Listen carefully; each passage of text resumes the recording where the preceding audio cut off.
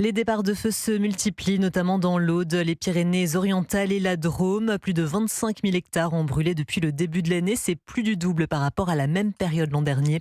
Et Laura Legault, des zones moins rodées, mais ces incendies sont aussi touchés. Oui, ces feux touchent aussi les zones périurbaines, comme hier en région parisienne, à Guyancourt, où un incendie a entraîné l'évacuation de plusieurs bâtiments. À Fontainebleau, des feux de forêt se sont déclarés. Une centaine de pompiers étaient mobilisés hier, soutenus par l'intervention aérienne d'un hélicoptère bombardier d'eau venu de Savoie.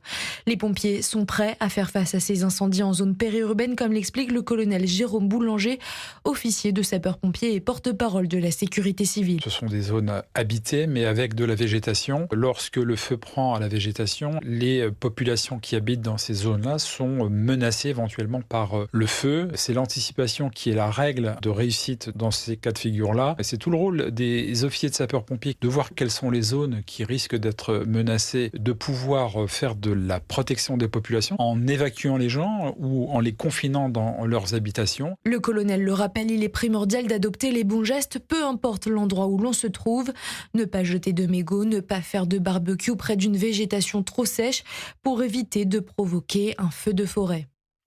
Laura Legault pour Europe 1.